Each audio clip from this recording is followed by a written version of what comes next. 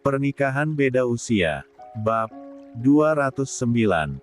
Jangan, pinta Azam saat Seva lagi-lagi menyentuh pipinya.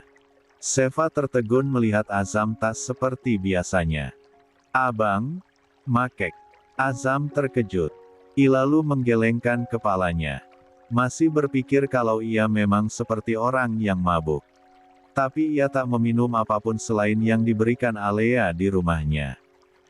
Alea, pasti mencampur sesuatu di minuman tadi. Monolognya dalam hati masih mencari jawaban kenapa Alea melakukannya. Azam mengipasi wajahnya dengan menarik kerah kaos yang dipakai lalu dikibaskan. Cuaca villa selalu dingin. Bahkan Seva memakai sweater rajut tebal. Namun, Azam justru kepanasan. Seva mendekat karena khawatir melihat suaminya. Azam menoleh pada Seva yang masih duduk di atas ranjangnya. Netra keduanya saling memaku. Pandangan Azam turun ke bibir tipis Seva. Berkali-kali Azam mengerjapkan mata dan menggigit bibirnya sendiri. Seperti kecemasan yang minta dituntaskan akan rasa penasaran itu. Tapi selalu ia tahan. Abang kenapa? Kap. Seva mematung kala bibirnya disentuh tipis Azam. Hanya sedetik karena Azam langsung menarik lagi. Maaf. Ucap Azam singkat. Namun cukup menggambarkan perasaan bersalahnya yang tak mampu untuk menahan diri. Seva yang cerdas mencoba memahami apa yang terjadi pada pria yang menikahinya seminggu yang lalu itu. Sekali lagi, ia ulurkan tangan menyentuh lengan suaminya. Namun Azam menghindari. Tidurlah, aku ke kamar sebelah ya. Pria tampan itu bangun dari ranjang menghindari Seva. Namun, Seva berhasil menahan lengannya yang berotot itu. Azam meneong lagi. Seva, please. Mohon Azam dengan netra berkabutnya. Ia sudah tak tahan dan akan pergi ke kamar mandi. Namun penahanan yang dilakukan Seva, teramat menyiksanya. Dengan tatapan lembut nan teduh dan jantung yang berdebar kencang, tangan gemetaran Seva, menarik pelan tangan Azam dan letakkan di lehernya. Abang mau, aku. Seva, apa meredakan sakitnya, kalau begini? Tanya Seva sembari menurunkan tangan Azam dan menaruhnya di mangkuknya. Ia gerakan tangan besar itu menangkup mangkuk pempek itu. Azam mengeratkan giginya. Seva, no. Ucapnya terbata. Kenapa? Tanya Seva meneguhkan hati, andai jawaban Azam adalah karena pria itu hanya mau menyentuh Alea saja. Karena, aku takut kasar sama kamu lagi. Seva tertegun. Itukah alasannya? 2. Aku gak tahu. Apa yang terjadi? Aku di bawah pengaruh obat Seva. Seva terkejut. Namun, ia memantapkan hati. Ia membuka sweater yang dipakai dan hanya menyisakan gaun satin bertali ST. Model gaun yang simple sebenarnya. Namun karena tubuh Seva yang bagus walau masih belia, ditambah mangkuknya yang bulat membusung tak memakai dalaman dan tercetak jelas di sana, membuat mata Azam tak bisa berpaling. Sebab ikan kekurangan air, Azam kini. Seva adalah oase, penghilang dahaga.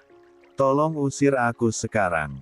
Bisik Azam menatap Seva liar. Lalu menyatukan kening mereka. Tetap di sini. Bisik Seva. Melabuhkan dua tangannya di dada bidang suaminya. Desiran hebat pada darahnya semakin terasa, akan menyatukan bibir mereka namun ia tahan. Aku, gak bisa berhenti kalau sudah mulai. Azam membola saat Seva mensapanya. Kedua tangan Seva naik ke rahang nan kokoh yang dipenuhi bulu-bulu halus itu. Sapaannya tergesa-gesa. Menuntut. Sama sekali tak berpengalaman. Azam menghentikannya. Lalu mulai memimpin. Ia memajukan wajahnya.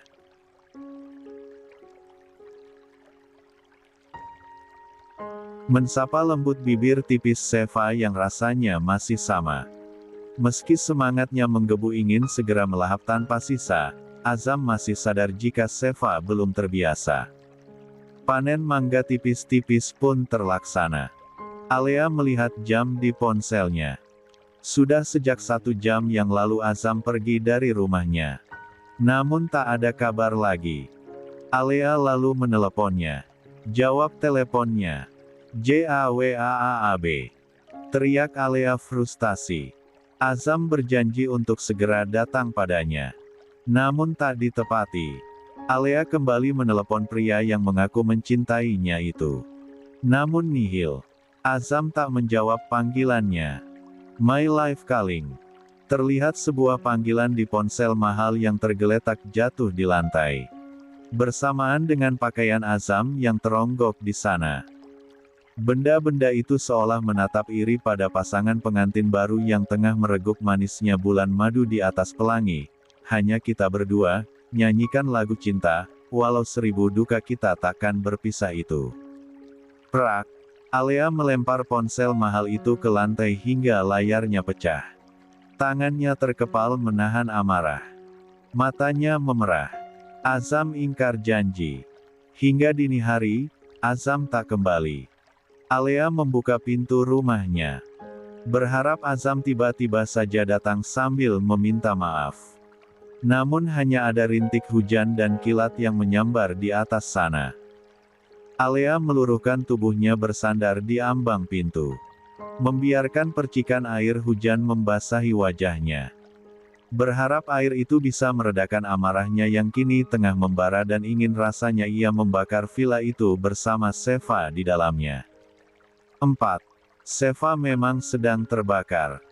Terbakar semangat, karena tiba-tiba saja, baru sekitar beberapa menit Azam mencapai nirwananya, pria itu kembali erat memeluknya dan mensapa sisi wajahnya.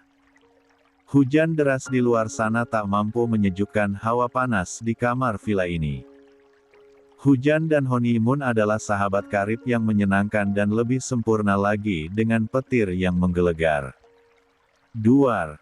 Azam terkejut langsung melepaskan gigitan manjanya pada daun telinga Seva ketika mendengar suara petir menggelegar di atas sana. Seva membiarkan Azam memeluk tubuhnya dari samping. Beberapa saat setelahnya, Azam mengendalikan dirinya lagi. Kamu menyesal, bisik Azam. Seva hanya menatap langit-langit kamar. Jika penyatuan mereka dulu dilandaskan dengan pemaksaan dan kehancuran. Entah mengapa, Seva tak merasakannya sekarang. Meski tak menerima Azam sepenuhnya, ia lawan trauma dengan menghadapi si pemberi trauma itu. Biarkan Azam kini bermain di ceruk lehernya dan jari tangan besar pria itu menari di atas pusarnya.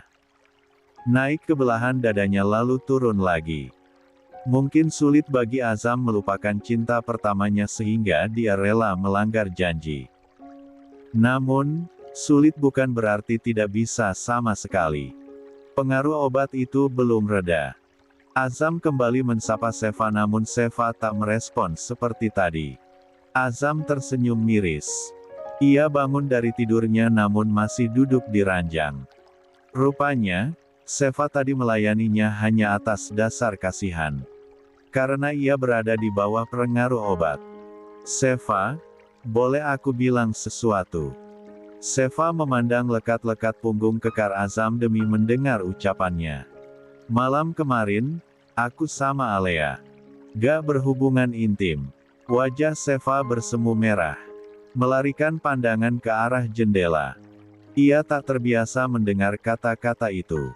Bukan urusan aku. Jawab Seva pelan. Azam mengangguk kecewa. Entah mengapa ia ingin Seva marah lagi seperti kemarin. Iya, bukan urusan kamu. Cuma mau kasih tahu ke kamu. Karena kamu kelihatan jijik saat aku sentuh. Barusan. Seva tertegun. Benarkah ia terlihat jijik lagi? Jika benar, bagaimana kalau Azam kembali menemui kekasihnya lagi? Kalau iya, berarti Azam budak cinta. Sudah tahu kalau dia diberikan obat perangsang tapi masih mau menemui perempuan itu. Bodoh. Kenapa bisa wanita selembut Aprilia, Ibu kandungnya dan pria terhormat seperti Boril memiliki keturunan yang menyimpang dan kalau dibiarkan, tak hanya merusak dirinya, namun juga keluarganya.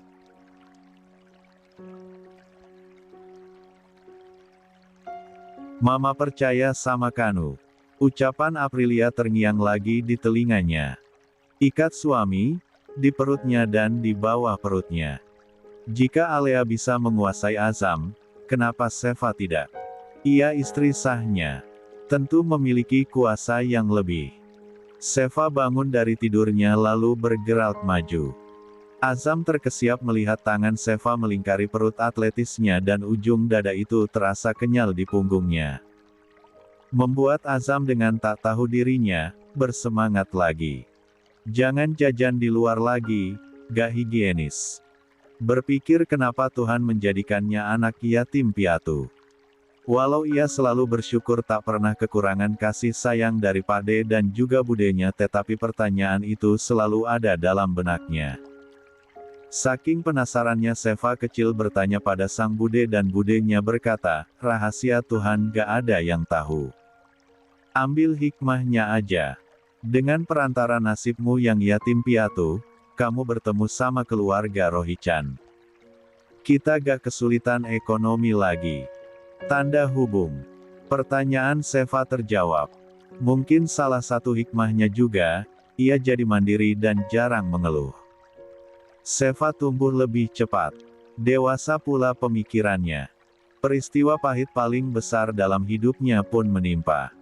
Dinodai oleh pria yang selayaknya jadi kakaknya. Dinikahi karena tak ingin melihat orang tua angkatnya bersedih. Lebih buruknya lagi, Azam masih mencintai perempuan lain. Yang terang-terangan ingin ia pertahankan. Kini Seva bertanya pada siapa. Ia malu berterus terang lebih detail pada mertua atau bahkan Pade dan budenya. Insting Seva berjalan. Petuah mertuanya laksanakan dengan baik. Seva. Azam meringis mendapati Seva memainkan miliknya. Sebagai seorang pria normal dengan semangat tinggi ditambah juga di bawah pengaruh, Azam merasa senang jika pasangannya memanjakannya. Apa begini? Tanya Seva di balik punggung Azam. Yah. Belajar? Dari mana? Tanya Azam terbata. Abang. Waktu malam itu. Jawabnya. Panen mangga terus berlangsung. Hujan masih menyisakan rintik-rintiknya pagi ini. Azam terbangun kala sinar matahari sudah mulai meninggi. Ia raba ranjangnya di sampingnya dan terasa kosong. Azam mengerjap bingung. Langsung duduk. Seva. Lah coba mengumpulkan kesadarannya. Kepalanya agak berdenyut pusing. Berpikir keras, semalam ia tak mimpikan. Seva. Menyerahkan dirinya ikhlas. Lahir dan batin, Azam menarik senyumnya simpul. Ia teringat wajah Seva yang begitu dewasa saat meneong dan mengerang di bawah kuasanya. Tubuhnya memabukkan. Harumnya masih terasa di ujung lidahnya.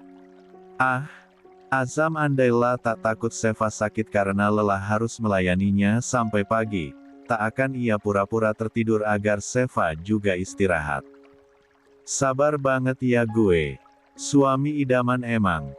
Ya, Azam berkali-kali memuji ketahanan dirinya yang begitu sabar menahan semangat. Masih sabar langkah demi langkah mengajari Seva. Ini kan baru malam pertama mereka. Azam takut Seva pingsan diajari gaya yang lain. Cukup yang sederhana saja dulu. Jika sudah pro nanti, Azam akan ajarkan. 8. Nakal banget sih pikiran gue. Azam menggelengkan kepalanya. Ia jadi teringat ucapan Seva. Jangan jajan di luar lagi. Maksudnya apa? Apakah yang dimaksud Seva itu Alea? Apakah Seva mendeklarasikan dirinya untuk ada di tengah hubungannya dengan Alea? Mengingat Alea, setitik di hati Azam menjadi teringat pada kekasihnya selama 3 tahun itu. Kenapa Alea ngasih obat ke gue? Apa alasannya? Monolog di hati Azam terhenti kala mensapa aroma masakan yang menggoda indera pensapaannya dari arah luar kamar.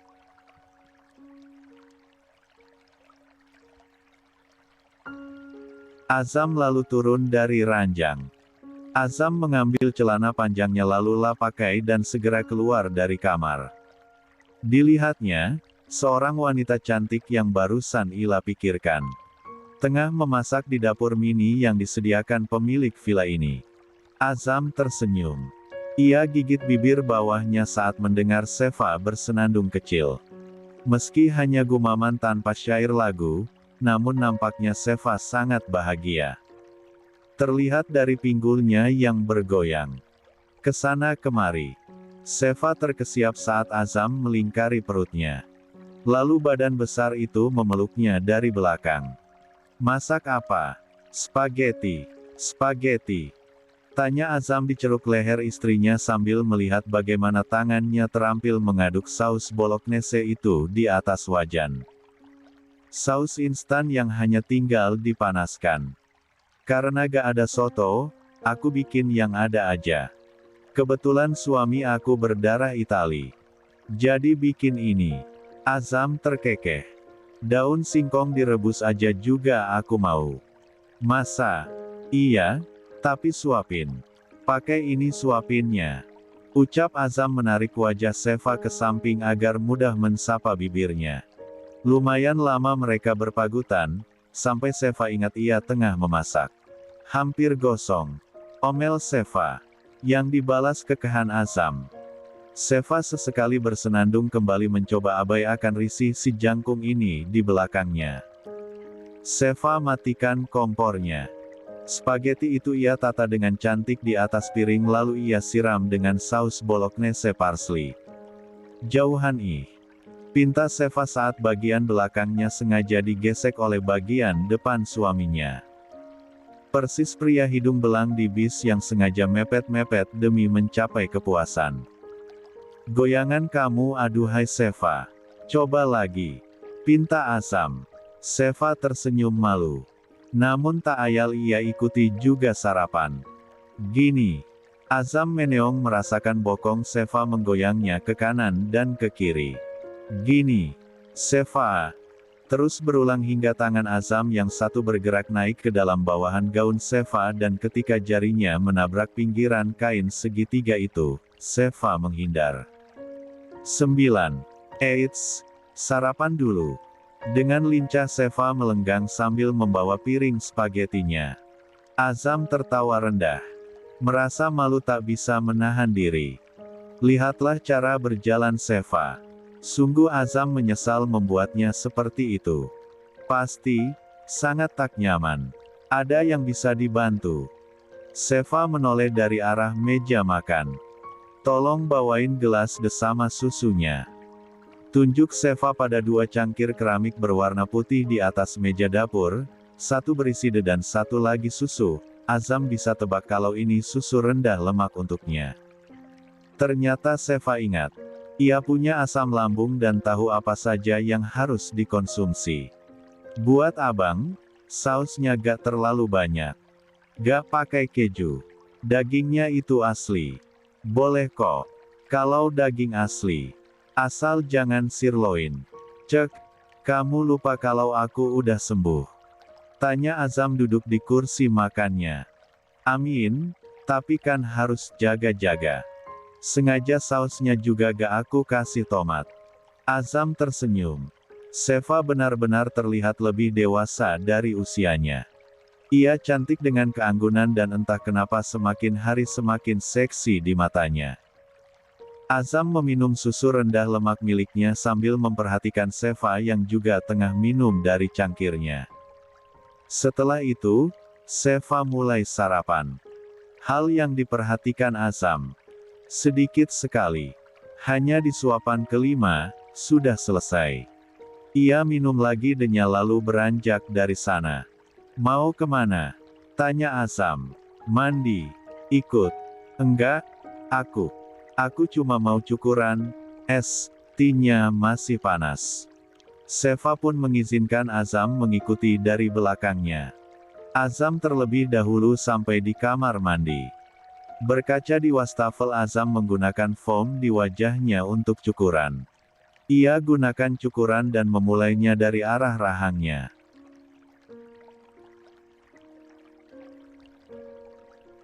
Saat itulah Seva datang dari kamar.